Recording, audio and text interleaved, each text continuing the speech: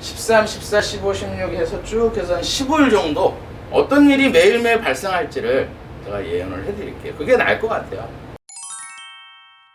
안녕하세요. 저는 준철학관의 장자협주입니다. 오늘은 이제 추미애 장관에 대해서 정밀하게 오늘 좀 사주를 한번 풀어보겠습니다. 추미애 장관은 무술, 임술, 계유. 이 사주는 계일주의 특성이 있고, 그 다음에 무술은 이제 괴강이에요. 그 다음에 이제 임술은 백호고. 그러니까 이제 일반적인 사람들은 괴강이나 이제 백호가 있으니까 굉장히 강하게 보는데, 그거는 이제 본인이 태어난 날에 있는 게 아니기 때문에, 이 연은 이제 외적인 요소예요. 연 이제 조상 자리, 부모 자리, 여기는 이제 본인 자리 이렇게 얘기하는데, 본인이 괴강이라는 굉장히 총명하고 남을 이렇게 제압하는 좀 카리스마 있는 그런 걸 얘기하는 거예요. 백호라는 건 말 그대로 흰 호랑이가 확 물어버리는 그런 살이에요. 그러니까 이제 겉보기에는 굉장히 강해 보이는, 접근하기 힘든 그런 강한 기질을 가졌다 이렇게 볼 수 있어요. 그렇지만 이 사주는 사주상으로는 약간 신약한 사주예요. 신약이라는 거는 이제 본인이 물로 태어나서 지하수가 조금밖에 없고 흙, 제방이 이렇게 많은 사주예요. 거기에 이제 지장간에 나무하고 불이 조금 가지고 있는 사주이기 때문에 약간 신약하다 이렇게 보는데, 보통 신약한 사주들은 결혼을 조금 늦게 하는 경향이 있고, 그 다음에 이 계일주의 특성은 아주 재밌어요. 이 속내를 안 밝히는 거. 절대 어떤 약점되거나 어떤 자기가 마이너스 되는 거, 뭐 예를 들어서 옛날에 뭐 학창시절에 누가 뽀뽀를 했다, 그걸 죽을 때까지 얘기 안 하는 성격이 이 계일주에서 자기 어떤 약점이나 핸디캡 이런 걸 또 얘기를 안 하는 그런 특성이 있어요. 그리고 또 좋은 점도 있어요. 남의 말을 되게 잘 들어줘.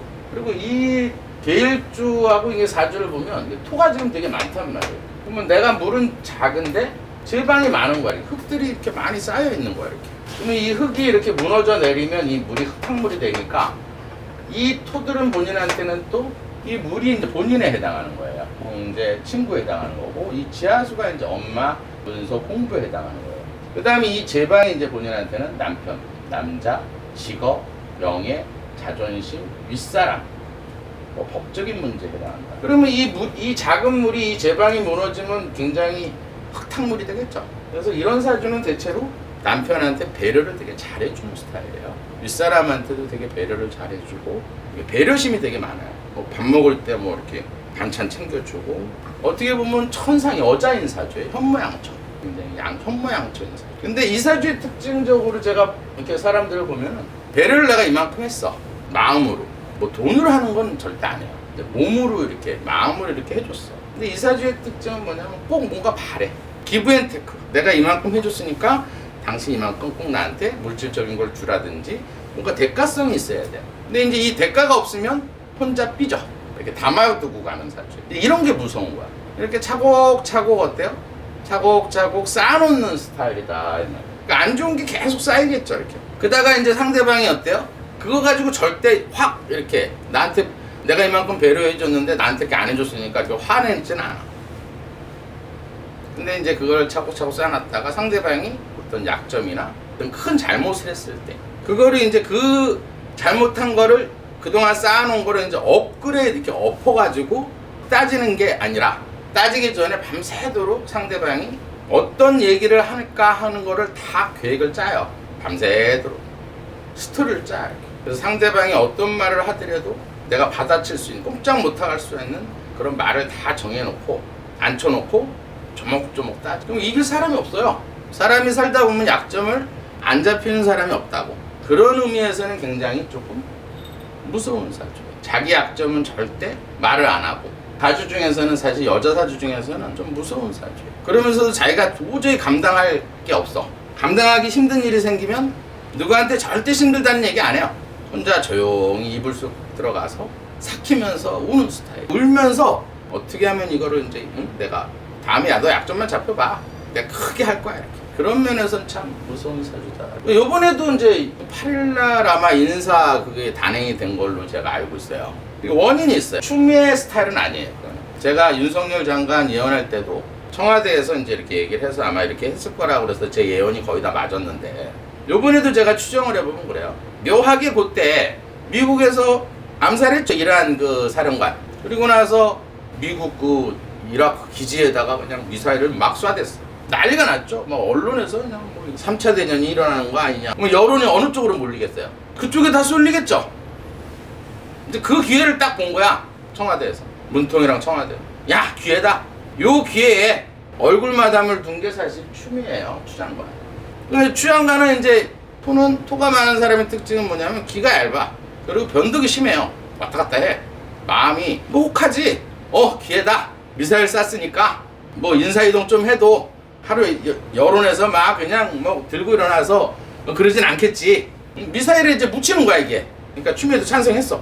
빨리빨리 진행합시다.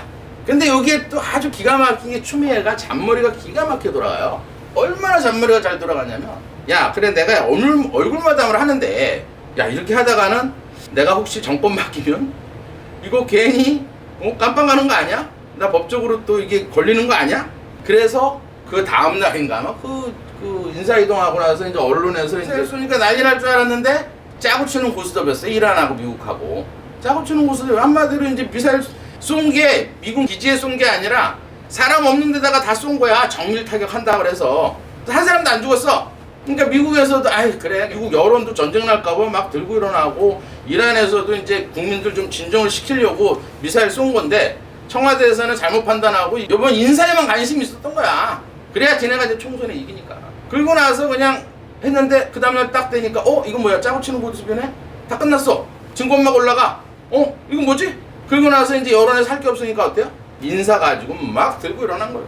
진보 측에 있는 진중권이 뭐 저 대법원 판사까지 진보 판사까지 막 난리가 난 거예요. 오늘 그랬어 오늘. 그리고 나서 이제 다 들고 일어나니까 그 다음날 추미애가 아주 결정적으로 기가 막히게 빠져나갈 군용을 딱 생각했어. 왜 그런 생각을 할 수 있냐면 이 계일주의 특징은 뭐냐면 예지력이 있어요. 예지력. 제가 쭉 경험 예지, 직감 이런 안테나가 되게 발달한 사주예요. 그래서 이런 사주는 가짜 무당이 많아. 직감력 갖고 막 이렇게 가짜 무당하는 그런. 근데 거기서 결정적인 한 방은 뭔지 알아요? 윤석열 총장은 왜 인사안 왜 우리한테 안 주고 자꾸 뭐 이상한 소리 하냐?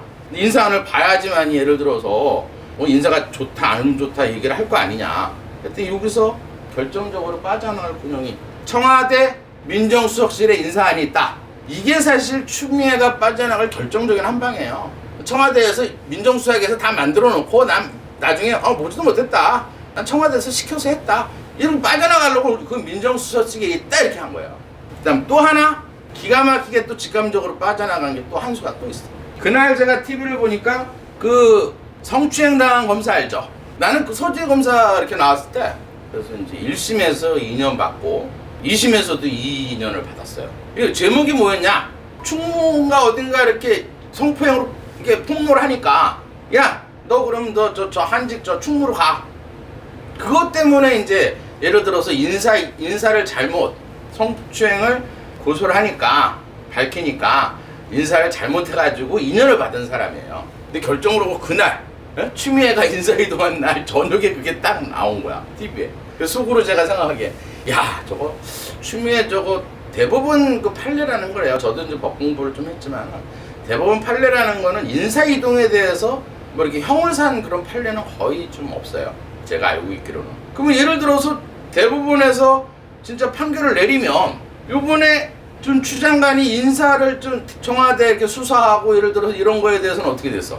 인사이동을 해가지고 잘못된 인사이동을 해서 나중에 이렇게 수갑 찰 수도 있겠죠. 형을 받을 수 있겠죠. 대법원 판례에서 만약에 서검사 예를 들어서 그 검찰국장이 형을 받으면 그걸 이제 TV를 봤겠죠. 추장관이. 이거 뭐야? 나 깜빡하게 생겼네? 자기도 분명히 이건 잘못된 인사라고 다 생각을 하거든요. 어쩔 수 없이 그냥 빵빵 터지니까 점수 좀 따려고 한 건데 이거 잘못하다가는 자기도 뭐 한 2년 3년 받게 생겼어. 그래서 청와대 연락했겠죠. 이거 큰일 났다. 청와대에서 이거 뭐야? 대법원 만약에 예를 들어서 그 검찰국장이 형을 만약에 대법원에서 2년 받았어. 그러면 그게 판례 올라가는 거예요. 이렇게 판례 올라가면 어떻게 됐어? 똑같이 이 추장관도 똑같이 잘못된 인사로 해서 어때요? 청와대나 추장관이 나중에 가서 형을 받을 수가 있겠죠. 그 다음날에서 야 쟤네들 참 운도 나쁘구나. 저녁 때 청기의 흐름이 저렇게 흐르나? 아닌데? 이렇게 생각해서 물이 들어와서 그래서 저렇게도 흐를 수 있나? 아닌데 추장관은 좋은데? 이렇게 생각했다고. 근데 그 다음날 아침에 딱 보니까 검찰국장 풀려났대, 무죄로. 1년 살다가. 이런 뭐 대부분이 장난치는 것도 아니고 1년 구속된 사람을 1심, 2심에서 결정이 되면 대법원에서 판결이 바뀌는 경우 거의 없어요. 누가 뭐 이 대법원에 손 쓴 거죠. 그날 아침에 걸어 나왔어, 이 사람이. 그냥 무죄로. 그것도 무죄 추정 뭐 해가지고 걸어 나왔어. 내가 그걸 보고 참, 야, 이게 이 나란가 여론 이런 데서도 캐치를 못 하더라고요. 그러고 나서 교묘하게 지금 빠져나온 거예요. 왜 그래? 왜? 작년 11월 달부터는 경자년 물이 들어왔거든. 이 물이 들어왔어요. 20%가.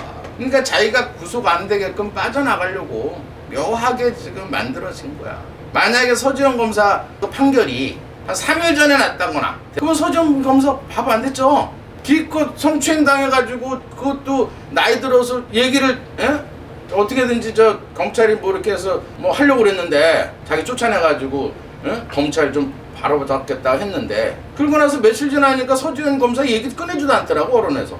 바보 한 사람만 만들어 놓은 거예요. 사실 저는 은자예요. 역술, 역학하는 은자예요. 근데 제가 왜 나섰는지는 나중에 얘기를 해드리고, 이때 뭐, 근데 지금 너무 이제 이 역학 이쪽을 조금 믿질 않고 조금 이렇게 좀 도외되는 그런 게 많이 와서 정말 진짜 청기의 흐름이 어떤 건가, 그걸 제가 알려드리려고 지금 이 자리에 섰어요. 오늘은 지금 추 장관하고 윤 총장하고 하도 지금 뭐 어떻게 될 건가 막 이슈가 지금 뉴스에서 하도 많이 하니까 제가 1, 13, 14, 15, 16 해서 쭉 해서 한 15일 정도 어떤 일이 매일매일 발생할지를 제가 예언을 해드릴게요. 그게 나을 것 같아요. 사실 저희 같은 이렇게 술사나 은자들은 사실 내일 일도 알아요. 모레 일도 알고, 내가 죽는 날도 알고. 사실 따지면 문재인 대통령, 조국, 윤 총장 언제 죽을 줄 다 알아요. 그래서 자신 있게 추 장관하고 윤 총장에 대해서 13일서부터 한 15일 정도 매일매일 일어날 일을 예언을 해드리겠습니다.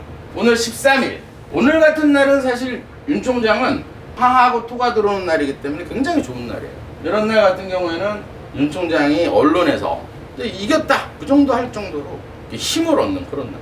추 장관 같은 경우에는 오늘 같은 날은 여론이나 이런 데서 다 깨지는 날이에요. 진보에서도 그렇고 보수에서도 그렇고 인사에 대해서 잘못됐다고 구설이 심한 그런 날이에요. 내일 14일 문통한테는 내일 아주 좋은 날이에요. 도하가 용신이 돼서 파라는 건 언어예요. 언어의 마술사처럼 아주 답변도 잘하고 좋게 아마 기자회견을 하는 날이에요. 14일 날은 윤 총장한테도 아주 좋은 날이에요.